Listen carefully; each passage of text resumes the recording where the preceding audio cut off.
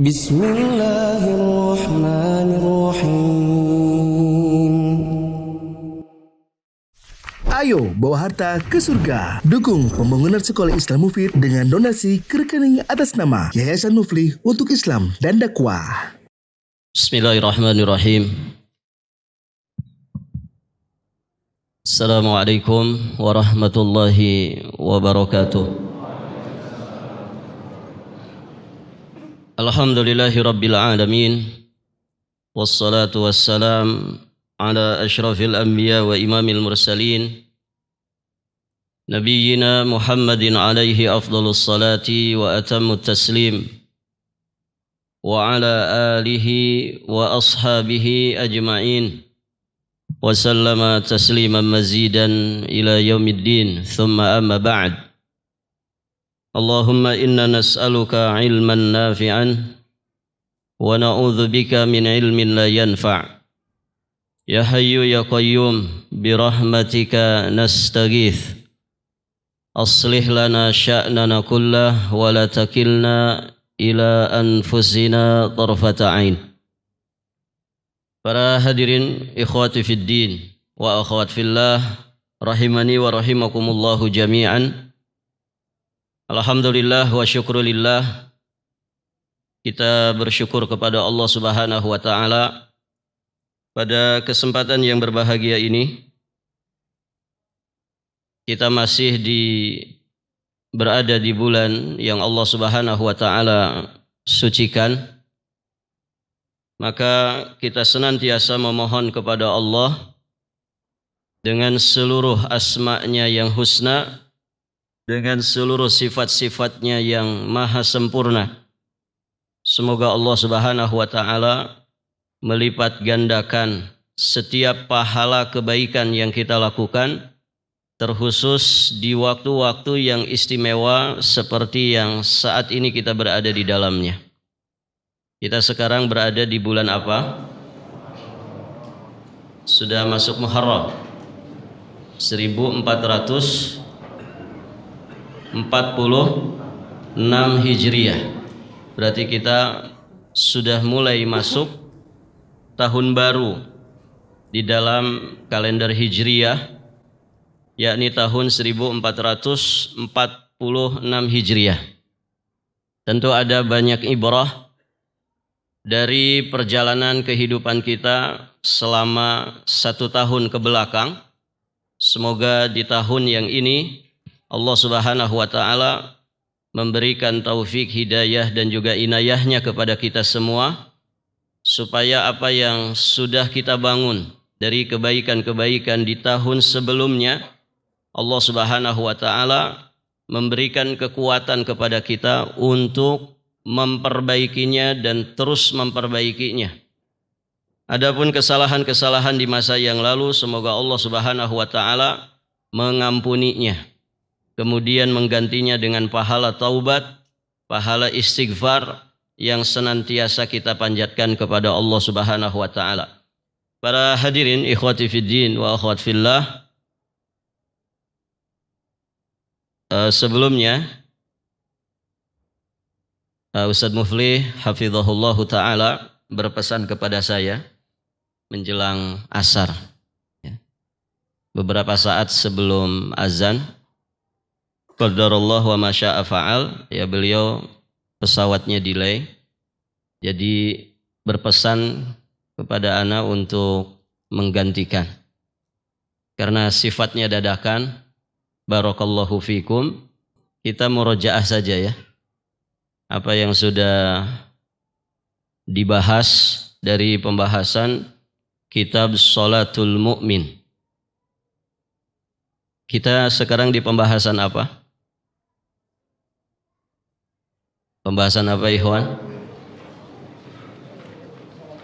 Adab Sholatil Id, betul ya? Tentang adab-adab dari Sholatul Id. Berarti ini di pembahasan di antara pembahasan ya tentang sebagian ulama memasukkannya kepada pembahasan sholat-sholat sunnah. Namun penulis dari kitab ini rahimahullahu ta'ala beliau memandang bahwa salat idain hukumnya apa? Yang dikuatkan oleh beliau di sini. Hukumnya apa? Kan ada yang mengatakan fardu kifayah. Ada yang mengatakan fardu ain. Yang masyhur di tengah-tengah kaum muslimin, salatul idain sunnah muakkadah. Begitu ya? Nah, penulis menguatkan pendapat yang mana? Ya, beliau termasuk yang ada di pendapat bahwa salat idain itu fardu ain, kecuali bagi mereka yang punya uzur. Baik, para hadirin jamaah yang dirahmati Allah Subhanahu wa taala. Dan itu sudah berlalu pembahasannya. Kemudian ada poin pembahasan tentang adab salat idain. Ya, adab-adab terkait dengan salat idain. Idain itu berarti salat 2 hari raya. Yang dimaksud 2 hari raya di sini apa? Salat Idul Fitri, kemudian salat Idul Adha. Berarti kesempatannya hanya 2 kali di dalam satu tahun. 2 kali di dalam 1 tahun. Pelajaran yang pengulangannya ya setahun sekali atau setahun 2 kali tentu sangat mudah untuk dilupakan. Wong pelajaran minggu lalu saja gampang lupa. Ya jangan minggu lalu, pelajaran kemarin saja. Kalau di murojaah hari ini, ya sebagian kita mungkin tidak ingat. Begitu. Nah, apalagi pelajaran yang dipraktekkannya, diulangnya itu setahun hanya 2 kali. Ini sangat-sangat mungkin sekali terlupa. Alhamdulillah, para hadirin jamaah yang dirahmati Allah, para ulama ya senantiasa mengingatkan kita. Ya supaya ilmu itu selalu diulang-ulang. Ya kita saat ini juga sedang mengulangnya. Walaupun alhamdulillah sudah berlalu. Ya salat Id, baik itu Idul Fitri ataupun Idul Adha beberapa saat yang lalu. Baik, para hadirin jamaah yang dirahmati Allah. Di antara adab dari salat Idain, yang pertama apa? Yang pertama apa ikhwan? Yang beliau sampaikan di sini yakni al-ghusl yaumal Id, mandi sebelum berangkat salat Id, mandi sebelum berangkat salat Id. Kemudian yang kedua, yustahab an yatanadhaf wa yatatayyab wa yatasawwak, bersih-bersih, membersihkan diri. Kemudian tatayyab. Tatayyab itu mengenakan harum-haruman, pakai parfum, pakai wewangian. Ya tasawwak, ya bersiwak. Jadi disunahkan bersih-bersih. Sunnah-sunnah fitrah ya diamalkan, dipraktekkan sebelum kita berangkat salat Id. Baik, para hadirin jamaah yang dirahmati Allah. Kemudian yang ketiga, yalbas ahsan athyab, yakni mengenakan pakaian yang terbaik. Pakaian yang terbaik, tidak mesti baru. Tidak mesti baru. Pakaian yang terbaik. Kalau ada yang terbaik dan dia baru maka bagus. Tapi pakaian terbaik tidak mesti baru. Kemudian para jamaah yang dirahmati Allah, yang keempat apa? Yustahabbu an ya'kula qabla khurujihi ilal musalla. Disunnahkan, disukai ya untuk makan terlebih dahulu sebelum pergi ke musalla. Musalla di sini apa? Lapangan, ya tempat sholat. Itu terkait dengan Idul Fitri. Ya sunnahnya sarapan dulu. Sarapannya pakai apa ikhwan?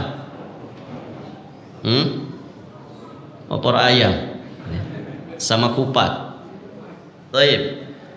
Yang disebutkan ya di dalam riwayat Nabi SAW sarapannya itu adalah beberapa butir kurma. Masya Allah. Jadi kalau pakai opor ayam gimana? sudah matang Ustaz dari semenjak malam takbiran. Boleh tidak? Ya boleh, tidak ada masalah. Cuman jangan berlebih-lebihan. Karena kalau berlebihan nanti ketika sujud keluar lagi. Baik, para hadirin jamaah yang dirahmati Allah. Ya sunnahnya makan dulu. Yakni sarapan dulu. Apa hikmahnya di situ? Apa hikmahnya ikhwan? Apa hikmahnya sebelum berangkat sholat Idul Fitri, ya kita disukai, disunnahkan untuk sarapan dulu beberapa butir kurma. Hikmahnya apa? Barakallahu fiik. Ya sebagai pertanda bahwa hari ini adalah hari berbuka. Namanya kan Idul Fitri. Hari berbuka setelah sebelumnya berpuasa sebulan full. Bisa 30 hari, bisa 29 hari. Baik, para jamaah yang dirahmati Allah. Dan untuk menunjukkan bahwa di hari itu haram berpuasa. Nah itu. Kemudian beda dengan Idul Adha. Kalau Idul Adha sunnahnya sebelum kita berangkat ke lapangan sarapan dulu atau tidak? Tidak sarapan. Apa hikmahnya? Apa hikmahnya ikhwan? Barakallahu fiik. Ya supaya nanti sarapannya dengan sebagian dari daging kurban yang disembelih. Makanya kan ada sunnah yang lainnya untuk pelaksanaan sholat Idul Adha itu lebih berpagi-pagi. Beda dengan sholat Idul Fitri. Sholat Idul Fitri sunnahnya tidak terlalu pagi. Hikmahnya apa? Kalau untuk sholat Idul Fitri supaya para petugas zakat atau kaum muslimin yang belum menyalurkan zakatnya, mereka bisa segera menyalurkan zakatnya sebelum menunaikan sholat Idul Fitri. Dan itu waktu yang paling utama. Ada keleluasaan di situ. Nah kalau Idul Adha, para hadirin jamaah yang dirahmati Allah, lebih berpagi-pagi supaya kaum muslimin punya kesempatan yang panjang. Untuk apa? Untuk menyembelih hewan kurbannya. Karena ayyamu tasyrik, ayyamu aklin wa syurbin wa dzikrin lillahi ta'ala. Hari-hari tasyrik termasuk Idul Naharnya tanggal 10 sampai akhir daripada hari tasyrik berarti 4 hari. Itu adalah ayyamu aklin wa syurbin wa dzikrin lillahi ta'ala. Itu adalah hari-hari di mana kita makan, di mana kita minum dan kita banyak berzikir kepada Allah Subhanahu wa taala. Ya takbiran di hari raya Idul Adha itu lebih panjang durasinya daripada takbiran Idul Fitri. Baik, para hadirin jamaah yang dirahmati Allah, di daerah kita mungkin tidak terlalu terasa begitu ya. Tapi kalau di sebagian daerah, ya terutama di negeri-negeri Arab, para hadirin, 4 hari itu betul-betul dirayakan. Makanya cenderung mereka itu lebih meriah di dalam merayakan Idul Adha ketimbang Idul Fitri. Antum yang pernah tinggal di Arab pasti bisa merasakan itu. Idul Adha itu lebih meriah ketimbang Idul Fitri. Kenapa? Karena kata mereka Idul Adha itu 4 hari. Ya bahkan dari hari Arafah.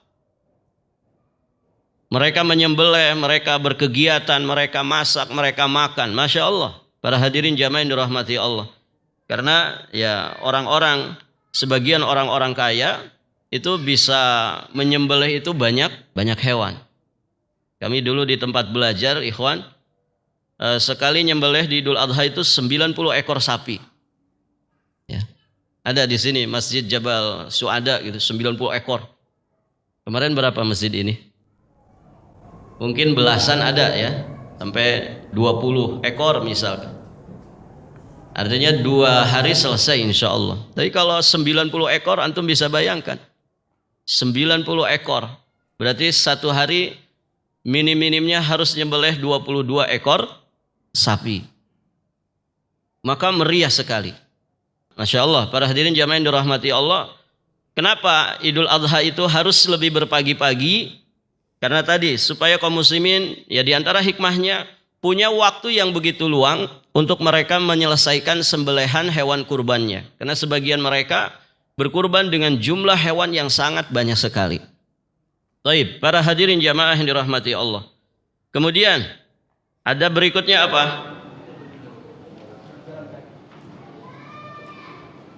Yakhruj ila musalla ila al-id masyian. Yakni keluar menuju salat Id, menuju musalla untuk salat Id dengan berjalan kaki. Disukai. Ya, kecuali kalau memang jauh lokasinya. Kalau misalkan dekat dengan rumah, sunnahnya adalah jalan kaki. Ya, semoga langkah kaki kita menjadi catatan pahala di sisi Allah. Bumi yang kita injak dengan langkah-langkah kaki kita semoga menjadi saksi di hadapan Allah Subhanahu wa taala atas kebaikan diri kita. Kemudian masyian wa alaihi sakinah wal waqar. Ya, berjalan dengan tenang dan penuh kewibawaan. Begitu. Artinya jangan terburu-buru, jangan tergesa-gesa. Biasanya siapa yang terburu-buru dan tergesa-gesa? Siapa, ikhwan? Orang yang suka terburu-buru, tergesa-gesa itu siapa? Orang yang gak disiplin. Intinya itu aja. Ya. Coba kalau antum datang ke masjid pas iqamat, sedangkan dari rumah ada jarak ke masjid. Kira-kira santai atau tergesa-gesa? Tergesa-gesa. Kenapa? Memburu rukuknya imam. Gitu. Itu di jalan itu semoga bacaannya panjang, gitu. Semoga imam bacaannya panjang. Pas nyampe di depan, aduh kuliah, gitu. Sudah alamat terlambat, gitu. Nah, ini orang tidak disiplin. Kalau disiplin, insya Allah nggak tergesa-gesa. Makanya apa? Para hadirin jamaah yang dirahmati Allah, orang berjalan menuju musalla dengan tenang, ya dia harus disiplin, harus punya ancang-ancang waktu. Ya, bagaimana dia bisa sampai di tempat sholat dalam keadaan tidak terlambat. Baik, para hadirin jamaah yang dirahmati Allah, makanya diingatkan oleh para ulama wa alaihi sakinah wal waqar. Jadi berjalannya bukan sembarangan jalan, tapi berjalan dengan tenang dan penuh kewibawaan. Orang yang tergesa-gesa nggak ada wibawanya. Begitu. Apalagi tergesa-gesa di jalanan, bawa kendaraan. Baik. Kemudian sunnah berikutnya atau ada berikutnya, antusalliya salatal idain fil musalla. Ya, salat idain itu di musalla. Musalla yang dimaksud di sini adalah tanah lapang yang memang biasa digunakan untuk salat Id. Bolehkah di masjid? Boleh. Ketika memang ada hajat, mungkin hujan, ada kondisi yang tidak memungkinkan kita salat Id di lapangan, maka silahkan masjid dipakai. Nah, berbeda dengan Masjidil Haram, ya. Dari semenjak zaman dahulu Masjidil Haram selalu dipakai salat idain. Taib. Kemudian berikutnya as-sunnah an yadhhaba ilal musalla min tariqin wa yarji'u min tariqin akhar. Sunnahnya ketika kita berangkat menuju musalla, kita menggunakan satu jalanan. Kemudian nanti pas pulangnya menggunakan jalan yang lain. Itu sunnah. Jadi jangan menggunakan jalan yang sama. Taib. Ada banyak hikmah di situ. Para hadirin jamaah yang dirahmati Allah. Ya, di antara hikmahnya kita bisa bertemu dengan banyak kaum muslimin. Taib. Sehingga kita bisa saling mengucapkan tahniah, mengucapkan salam. Dan ada sekian fadilah ya ketika orang itu berjumpa, saling mengucapkan selamat, saling mengucapkan salam. Apalagi yatasafah, yata'anak, ya mereka bersalam-salaman, mereka berangkulan penuh dengan keakraban. Ya, membangun ukhuwah yang baik. Nah, ini akan didapatkan dalam kadar yang lebih ketika seseorang itu memilih jalan yang berbeda saat dia pergi dengan saat dia pulang. Berikutnya, apa sunnah berikutnya?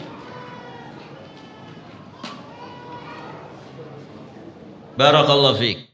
Ya, berpagi-pagi sekali berangkat menuju musholla. Siapa biasanya yang pagi-pagi banget ini? Ya seharusnya kita. Tapi biasanya yang pagi-pagi banget itu siapa? Panitia. Ya, panitia sholat Id. Oh, itu pasti orang yang paling pertama.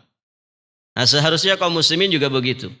Kenapa? Karena ada banyak fadilah, ada banyak keistimewaan yang akan didapatkan. Di antaranya pertama itu adalah amalannya para sahabat Nabi sallallahu alaihi wa alihi wasallam. Kemudian orang kalau berpagi-pagi sekali berarti dia lebih dulu di dalam kebaikan, lebih dulu sampai di musalla, lebih dulu mungkin dia mengumandangkan takbir, lebih dulu ya dia duduk di dekat imam atau di dekat khatib nanti yang berkhutbah, dan itu tentu lebih baik ya dibandingkan dengan orang yang datang belakangan. Baik, para hadirin jamaah yang dirahmati Allah. Dan tentu orang yang sudah duduk di lokasi kondisinya lebih kondusif ketimbang orang yang masih dalam perjalanan atau juga masih dalam persiapan. Orang kalau sudah duduk di satu tempat yang terkondisikan untuk dia beribadah kepada Allah Subhanahu wa taala, jelas peluang kebaikannya lebih besar. Begitu ya. Orang yang datang ke masjid sebelum azan dikumandangkan dengan orang yang datang ke masjid menjelang iqamat, kira-kira peluang kebaikannya banyak mana? Yang lebih dulu. Orang yang datang ke masjid lebih dulu sebelum azan dikumandangkan, ada peluang bagi dia tahiyatul masjid. Jelas itu. Ketika tahiyatul masjid, ya, dia sholat mungkin ada banyak doa yang dia baca. Ya, sedangkan orang yang belum datang ke masjid tidak terkondisikan untuk itu. Barakallahu fikum. Ada peluang bagi dia karena sudah terkondisikan di masjid untuk mengikuti suara muadzin. Besar ikhwan pahalanya mengikuti suara muadzin. Apa pahalanya? Sudah dibahas kan? Kalau muadzin mengatakan Allahu Akbar, kita ikuti Allahu Akbar, Allahu Akbar. Sampai selesai. Kita mengikuti dengan ucapan yang sama kecuali hayyalas shalah, hayyalal falah. Ya, kita mengikutinya dengan la haula wala quwata illa billah. Apa fadilahnya? Fadilahnya apa? Wajabat lahul jannah. Wajib baginya surga. Maksudnya fadilahnya surga. Kalau setelah itu kita baca doa selesai adzan, Allahumma rabba hadhihi da'wati tammah wassalatil qa'imah dan seterusnya, halat lahu syafaati. Begitu kata Nabi. Halal baginya syafaatku nanti di yaumul qiyamah. Siapa yang berpeluang besar untuk bisa mendapatkan fadilah ini? Orang yang sudah standby di masjid. Kondisinya sudah ada di masjid. Tidak dengan antum yang masih sibuk di jalan, masih sibuk dengan pekerjaan. Barakallahu fikum. Peluangnya lebih besar. Nah, demikian pula orang yang lebih dulu datang ke musalla di yaumul Id. Kondisinya sangat baik. Peluangnya begitu besar untuk dia mendapatkan banyak fadilah. Baik, para hadirin jamaah yang dirahmati Allah. Berikutnya apa?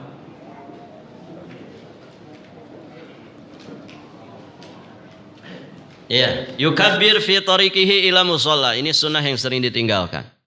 Ya, saat kita berangkat menuju musalla, bertakbir dengan suara yang dijaharkan, bahkan dengan suara yang diangkat. Yarfa'u sautahu bitakbir. Bahkan kan ada sebagian sahabat yang sengaja datang ke pasar takbiran di Idul Adha. Akhirnya kemudian orang-orang yang melihatnya dan mendengarnya ikut takbiran. Ada yang pernah mempraktekkan ini? Ada ikhwan? Ustadz aja kayaknya nggak ada yang mempraktekkan. Datang secara sengaja datang ke pasar, ya, orang-orang sibuk dengan jual belinya, dia takbiran. Kalau di masa ini ada yang mempraktekkan itu, apa kira-kira komentar netizen? Ini orang gila baru gitu ya.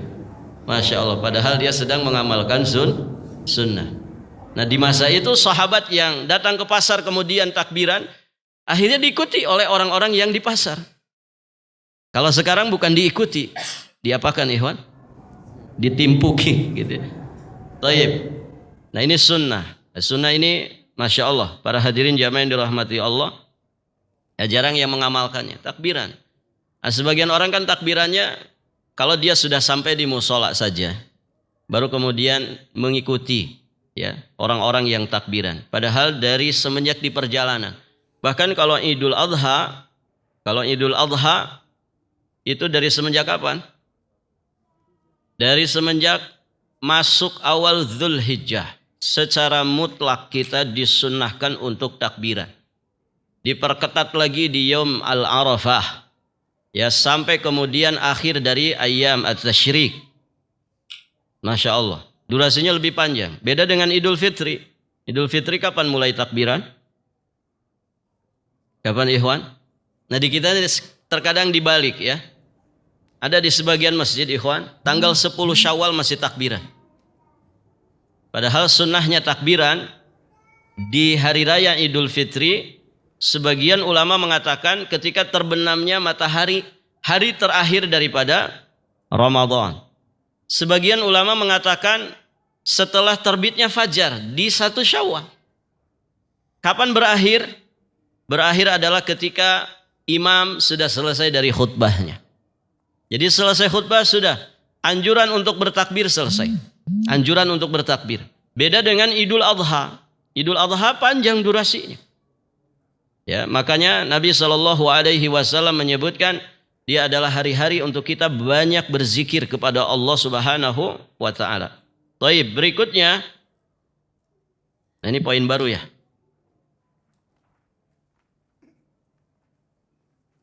Silakan kalau ada yang bacakan. Poin 10. As-sunnah alla yusalla qabla salatil id wala ba'daha. Fadhal. Penulis berkata, poin 10, disunnahkan untuk tidak salat sebelum dan sesudah salat id. Afwan. Penulis berkata, lanjutkan, rahimahullah. Penulis rahimahullah berkata, poin 10, disunnahkan untuk tidak salat sebelum dan sesudah salat id. Yang demikian itu didasarkan kepada hadis Ibnu Abbas radhiyallahu anhu. Nabi SAW pernah berangkat pada hari raya Idul Fitri, lalu beliau mengerjakan salat 2 rakaat. Beliau tidak salat sebelum dan sesudahnya. Ketika itu bersamanya ada Bilal. Imam Ibnul Qayyim rahimahullah berkata, Rasulullah SAW dan juga para sahabat beliau tidak pernah mengerjakan salat apapun jika sampai di tempat pelaksanaan salat sebelum dan sesudah salat id. Al-Hafidz Ibnu Hajar rahimahullah berkata, alhasil bahwa salat id itu tidak memiliki salat sunnah qabliyah maupun ba'diyah. Berbeda dengan orang yang mengkiaskannya dengan salat Jumat. Adapun hadis Abu Sa'id Al-Khudri radhiyallahu anhu disebutkan, Nabi SAW tidak pernah mengerjakan salat apapun sebelum salat id. Jika pulang ke rumah, beliau mengerjakan salat 2 rakaat.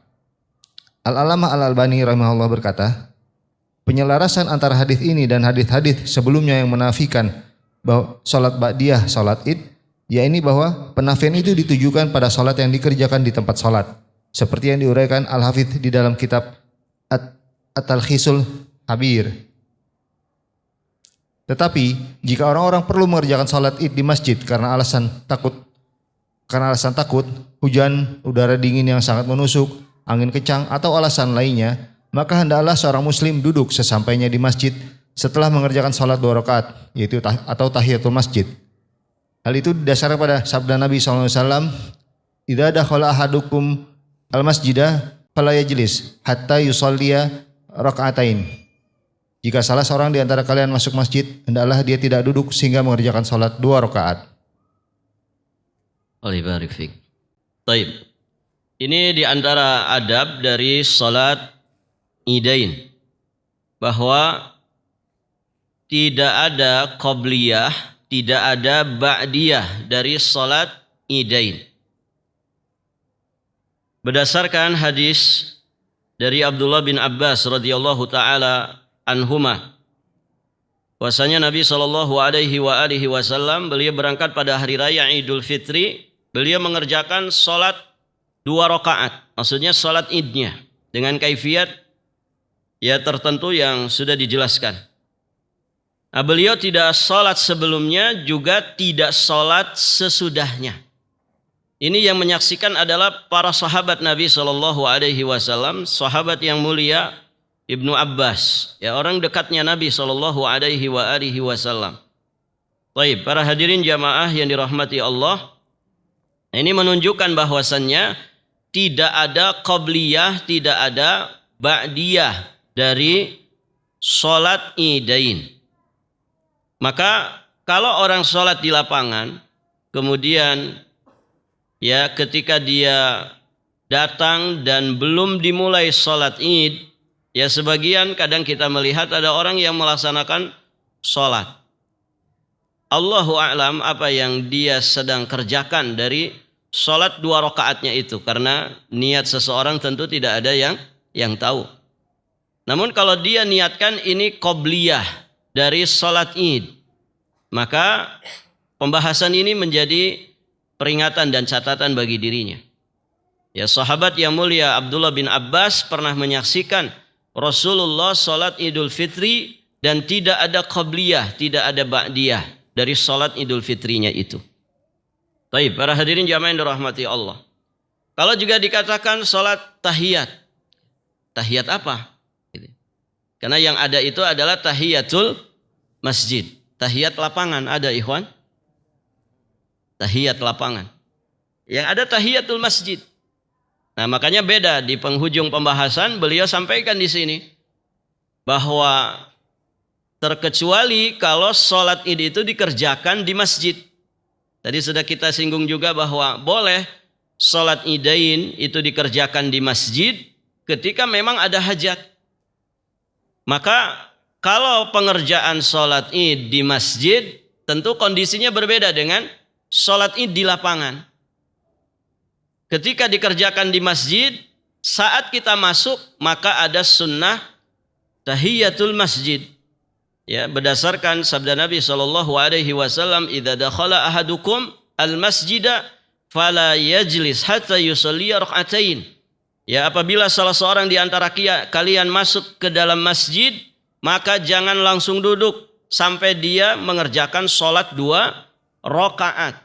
Makanya sebagian ulama mengatakan bahwa sholat ini termasuk sholat yang wajib saat masuk ke dalam masjid.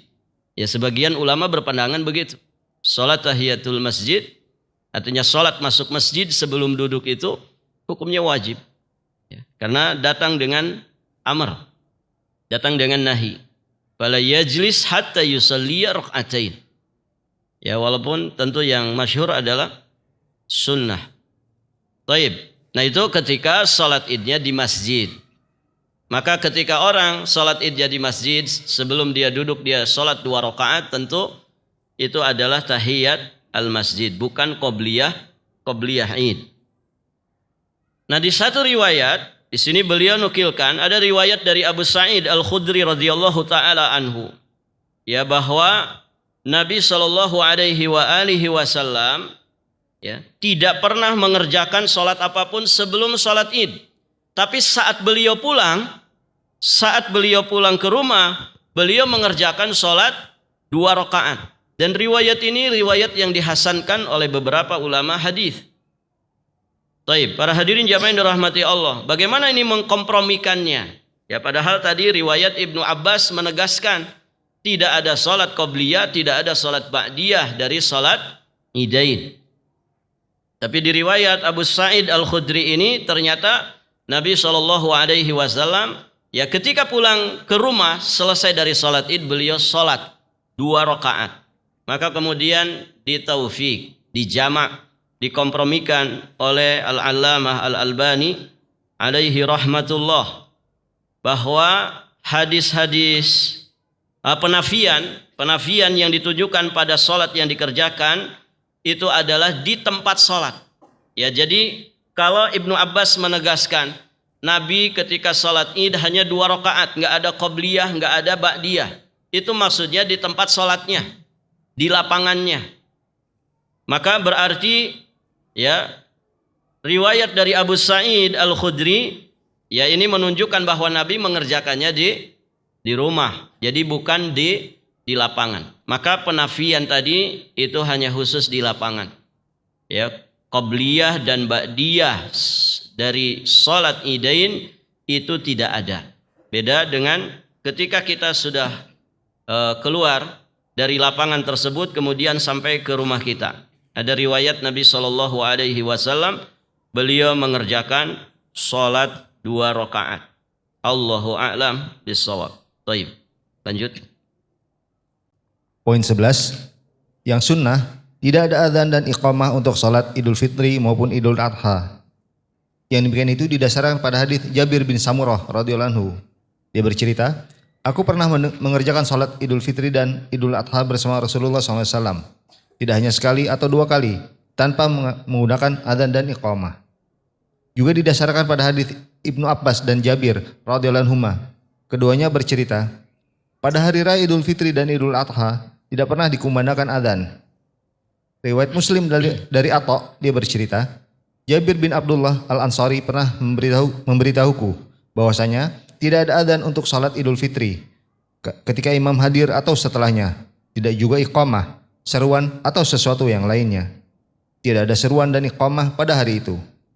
Imam Ibnul Qayyim rahimahullah berkata, jika Nabi SAW sampai di tempat salat, beliau langsung mengerjakan salat tanpa adzan dan iqamah, serta tidak pula ucapan as-salatu jami'ah. Yang sunnah adalah tidak melakukan sesuatu dari hal tersebut.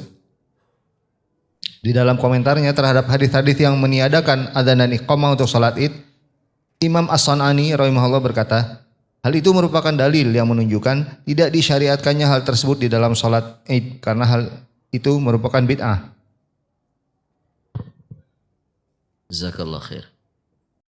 Baik, para hadirin jamaah yang dirahmati Allah, di antara sunnah atau di antara adab dari salat Idain, annahu la adzan wala iqamah li salat al-Idain. Tidak ada azan, tidak ada iqamat bagi salat Idain.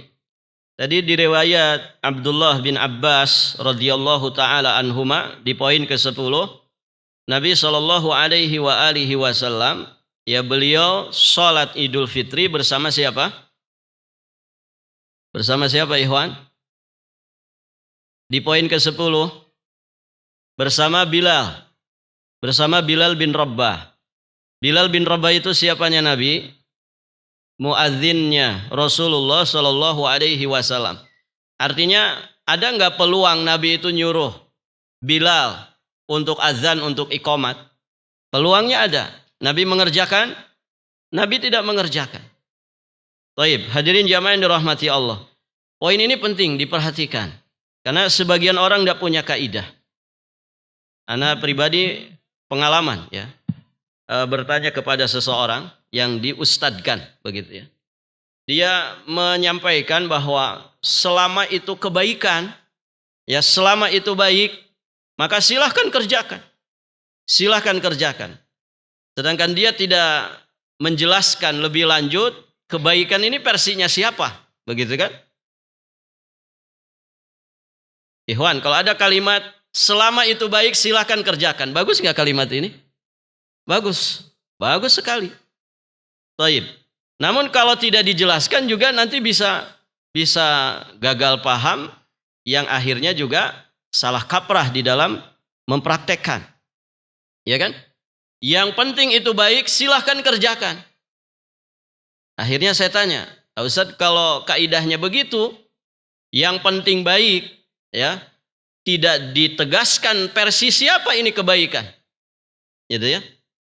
Baik, berarti kalau kita sebelum Idul Fitri mengumandangkan azan, kemudian nanti ada iqamatnya, boleh dong. Antum tahu jawabannya apa? Oh iya, silakan. Silakan. Azan itu syiar Islam. Ya. Qomat juga demikian. Silakan. Kalau memang mau silakan. Azan dan iqamat. Ini kan bahaya ikhwan. Ya mending dia kalau kajiannya yang hadir 5 orang. Ya ini di media.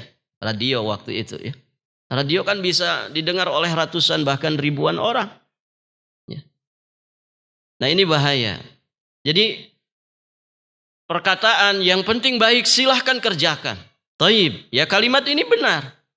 Tapi mesti ada penegasnya. Ini kebaikan di sini versinya siapa? Kalau kemudian kebaikan ini dipasrahkan kepada sembarangan orang, masing-masing berpendapat ini baik, ya jangankan banyak manusia, antum sama istri saja bisa beda nggak memandang ini baik ini buruk? Bisa nggak ikhwan? Itu loh orang terdekat antum. Ya. Bisa kita beda paham, kita bisa beda pandangan dengan orang terdekat kita. Kata istri kita ini baik, kata kita ini nggak baik. Bisa tengkar. Ya.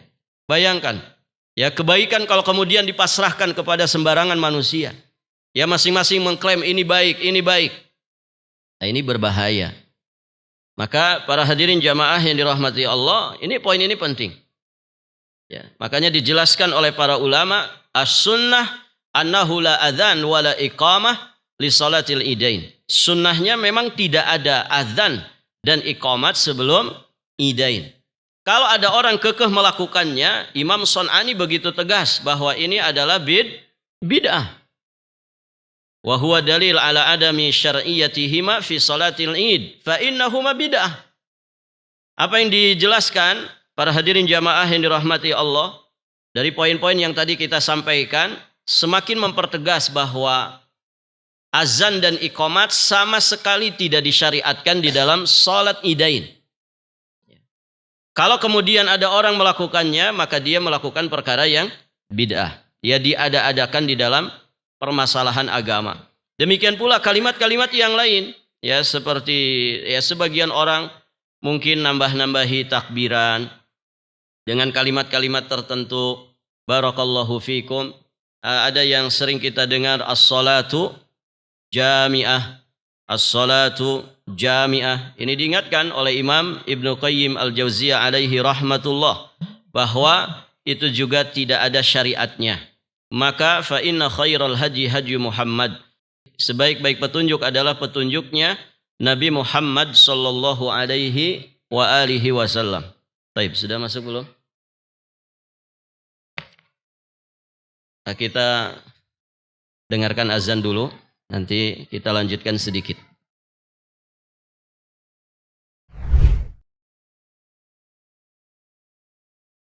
Allahu Akbar, Allahu Akbar, Allahu Akbar, Allahu Akbar. Ashhadu an la ilaha illallah.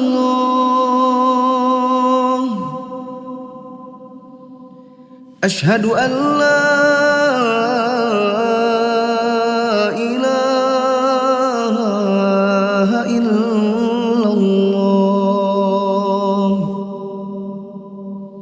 Ashhadu anna Muhammadar Rasulullah.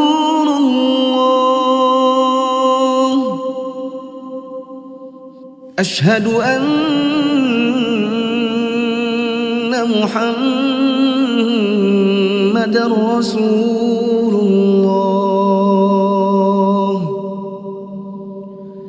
Hayya 'alas salah.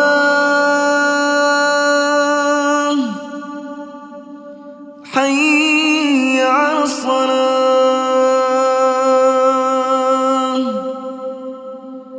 Hayya 'alal falah.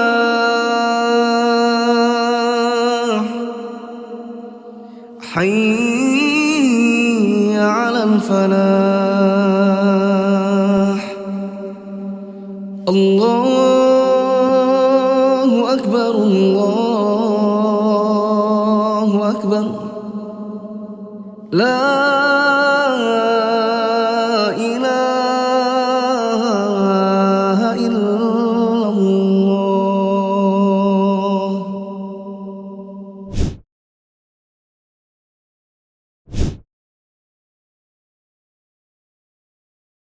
Alhamdulillahi wa kafa wa salamun ala ibadihi alladhina astafa amma ba'd. Fadhal lanjutkan satu poin lagi saja. Poin 12. Tidak membawa senjata pada hari raya Id kecuali karena kebutuhan yang mengharuskan hal tersebut. Yang demikian itu didasarkan pada hadis Sa'id bin Jubair radhiyallahu anhu. Dia bercerita, aku pernah bersama Ibnu Umar ketika dia tertusuk oleh ujung tombak di telapak kakinya yang menempel pada sang gurdi, lalu aku turun dan melepaskannya. Dan hal itu terjadi di Mina. Al-Hajjaj mendengar berita itu sehingga dia pun menjenguknya seraya berkata, seandainya kita mengetahui siapa yang telah menimpakan hal ini padamu. Ibnu Umar menjawab, engkau yang telah mengenai diriku. Bagaimana hal itu bisa terjadi? Tanya Al-Hajjaj. Ibnu Umar menjawab, engkau membawa senjata pada hari yang tidak seharusnya membawa senjata. Engkau telah membawa senjata itu ke tanah suci, padahal senjata itu tidak boleh masuk ke tanah suci. Dalam riwayat Ishaq bin Said bin Amr bin Said bil Al-As dari ayahnya, dia bercerita, Al-Hajjaj pernah masuk menemui Ibnu Umar yang ketika itu aku tengah bersamanya, yaitu Ibnu Umar. Lalu berkata, bagaimana keadaanmu Ibnu Umar? Dia menjawab, baik-baik saja. Al-Hajjaj pun berkata, siapa yang telah menimpakan musibah ini kepadamu?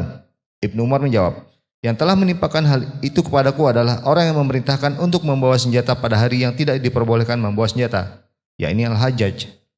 Al-Hasan berkata, mereka dilarang membawa senjata pada hari Id kecuali jika mereka takut musuh. Al-Hafidz Ibnu Hajar telah menggabungkan antara larangan ini dengan permainan orang-orang Habasyah atau Ethiopia di sebuah masjid di Hirab. Kisah orang Habasyah ini berkisar antara mubah dan sunnah sesuai dengan yang ditunjukkan oleh hadisnya. Sedangkan yang ini berkisar antara makruh dan haram. Hal itu didasarkan pada ungkapan Ibnu Umar, pada hari tidak boleh membawa senjata. Dia menggabungkan antara keduanya dengan berpendapat bahwa yang pertama adalah orang yang membawa senjata melalui proses latihan yang tidak akan melukai orang lain. Dan kedua adalah orang yang membawa senjata karena sombong lagi senang-senang atau pada saat membawanya tidak memelihara diri dari mengenai seseorang pun. Terlebih lagi pada saat yang penuh sesak dan di jalanan sempit. Sebelumnya telah saya uraikan dalam pembahasan tentang masjid dan perintah untuk memegang mata senjata di masjid dan pasar serta larangan mengarahkan senjata kepada kaum muslimin dan juga larangan bercanda dengan menggunakan senjata.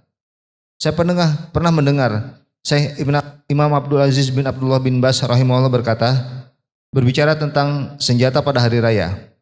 Tidak sepatutnya bagi seseorang membawa senjata pada hari raya kecuali jika ada rasa takut. Demikian itu juga di Haramain. Tidak diperbolehkan bagi seseorang membawa senjata kecuali jika benar-benar dibutuhkan sebagaimana Nabi SAW memasukinya, yaitu pada masa pembebasan kota Makkah. Oleh barik fik. Taib. Ini poin ke-12 di antara adab dari salat Idain. La yahmil as-silah yaumal id illa lihajatin la budda minha. Tidak membawa senjata pada hari Idul Adha atau Idul Fitri kecuali karena kebutuhan yang mengharuskan hal tersebut. Baik, para hadirin jamaah yang dirahmati Allah, kita bersyukur kepada Allah Subhanahu wa taala, negeri kita ini negeri yang aman. Walhamdulillah. Negeri yang aman ini nikmat yang sangat besar, ya. Ada banyak peringatan dari Allah Subhanahu wa taala betapa besarnya nikmat keamanan. Dan negeri ini adalah negeri aman. Maka hadirin jamaah yang dirahmati Allah, tentu poin ini sangat mudah untuk kita praktekkan. Alhamdulillah ya.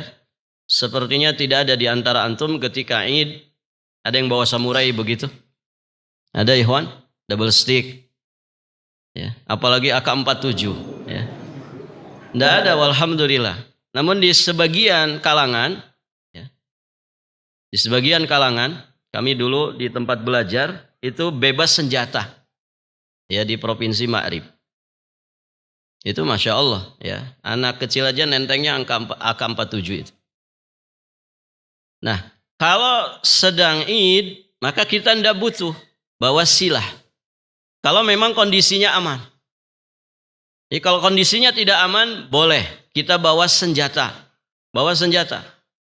Nah, para hadirin jamaah yang dirahmati Allah, berarti asalnya tidak bawa senjata.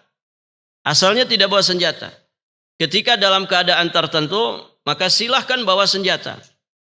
Nah, kalau para hadirin jamaah yang dirahmati Allah, kondisinya aman-aman saja kok orang bawa senjata, maka ini diperingatkan. Abdullah bin Umar radhiyallahu taala anhuma, beliau memperingatkan ya Al-Hajjaj. Kenapa? Karena beliau memerintahkan untuk membawa senjata pada hari yang selayaknya tidak bawa senjata, yakni yaumul Id, sampai beliau terluka. Baik, para hadirin jamaah yang dirahmati Allah Subhanahu wa taala. Di akhir pembahasan ya beliau menyampaikan apa yang disampaikan oleh Imam Ibnu Hajar Al-Asqalani alaihi rahmatullah. Ya di mana beliau menjama antara larangan ini dengan permainan orang-orang Habasyah di Yaumul Id. Orang-orang Habasyah mereka melakukan permainan di Yaumul Id. Para hadirin jamaah yang dirahmati Allah, permainan yang mungkin ya di situ ada hal-hal yang bisa saja melukai atau mencederai ya dari badan mereka atau fisik mereka. Maka kemudian dijamak ya digabungkan bahwa apa yang dilakukan oleh orang-orang Habasyah itu berkisar antara mubah dan sunnah ya sebagaimana yang ditunjukkan oleh hadisnya. Ya menampakkan kegembiraan para hadirin jamaah yang dirahmati Allah pada saat Yaumul Id. Ya sedangkan yang bawa senjata ini para hadirin ini antara makruh dan haram. Antara makruh dan haram. Yang bawa senjata dihukumi makruh kalau yang bawa senjata ini adalah orang yang memang dia itu lihai di dalam menggunakan senjata. Begitu ya. Dia membawa senjata melalui proses latihan. Ya sehingga dia bisa mempergunakannya dengan baik, tidak melukai orang lain. Sedangkan orang yang membawanya karena kesombongan, sewenang-wenang, membawanya dalam keadaan dia tidak lihai di dalam menggunakannya, tidak mengerti ya bagaimana safety daripada senjata itu, ya. Maka para hadirin jamaah yang dirahmati Allah, ini bisa melukai orang, maka itu hukumnya haram. Jadi kalau orang-orang Habasyah yang bermain, mungkin bergulat di masjid di hari Id, itu antara mubah dan sunnah. Sedangkan yang bawa senjata antara makruh dan haram. Maka sudah selayaknya ya orang itu kalau dia menghadiri sholat Id tidak membawa senjata kecuali darurat. Ya, kalau memang kondisinya mencekam kemudian terancam keamanan dan juga keselamatan kita. Walhamdulillah di negeri ini ya sudah mungkin puluhan tahun ya antum melaksanakan sholat Idain. Walhamdulillah semuanya aman-aman saja. Baik, para hadirin jamaah yang dirahmati Allah. Terakhir poin yang ingin kita sampaikan bahwa dari sini kita memahami betapa indahnya syariat Islam. Antum perhatikan di sini sholat Idain itu ya ada yang mengatakan fardu kifayah, ada yang mengatakan fardu ain, ada yang mengatakan sunnah. Masya Allah, ternyata amalan-amalan ini apakah itu fardu ain, fardu kifayah ataukah itu sunnah muakkadah, ternyata juga diiringi dengan sunnah-sunnah yang lain. Artinya taruhlah sholat Idain itu sunnah muakkadah. Tapi ternyata kita berpeluang besar untuk meraih pahala-pahala berikutnya dari satu amalan sunnah ini. Coba antum perhatikan ini. Sudah 12 poin kita bahas. Begitu kan? Sunnah-sunnah dari sholat Idain. Dan itu belum selesai. Masih ada sunnah-sunnah berikutnya. Artinya apa di sini? Kasih sayang Allah kepada kita semua. Tidak ada satupun amalan melainkan Allah Subhanahu wa taala mengikutkan amalan-amalan yang lainnya pada satu amalan ini. Dari sinilah para hadirin amal itu darajat. Demikian pula amilnya. Amal itu bertingkat-tingkat. Ya, demikian pula para pelakunya. Artinya orang-orang yang sama-sama mengerjakan sholat Idain, apakah sama dari sisi pahala? Belum tentu sama. Walaupun mereka sama-sama mengerjakan. Coba lihat. Ya, bawaan-bawaan amalnya dia praktekkan apa tidak? Ya termasuk adab-adab ini. Dan itu semua amalan yang fardu ataukah amalan yang sunnah begitu. Selalu diiringi dengan adab-adab. Selalu diiringi dengan sunnah-sunnah. Dari situlah para hadirin jamaah yang dirahmati Allah berlaku bagi kita fastabiqul khairat. Berlomba-lombalah di dalam kebaikan. Belajar seperti ini juga sama. Intinya kita kan belajar di sini thalabul ilmi. Apakah pahala kita sama? Tentu berbeda-beda. Ya, sekadar dengan apa yang kita ikutkan, apa yang kita praktekkan dari adab-adab di dalam belajar agama. Demikian para hadirin jamaah yang dirahmati Allah. Semoga yang sedikit ini berfaedah. Ini hanya murojaah saja. Ma taqarrara taqarrar. apa yang berulang-ulang itu insya Allah akan kokoh ada pada diri kita. Maka ilmu ketika diulang-ulang semoga semakin kita jiwai, dan kalau sudah seperti itu semoga Allah mudahkan kita untuk bisa mengamalkannya. Amin Allahumma ya rabbal alamin. Subhanakallahumma bihamdik asyhadu an la ilaha illa anta astaghfiruka wa atubu ilaik. Assalamualaikum warahmatullahi wabarakatuh.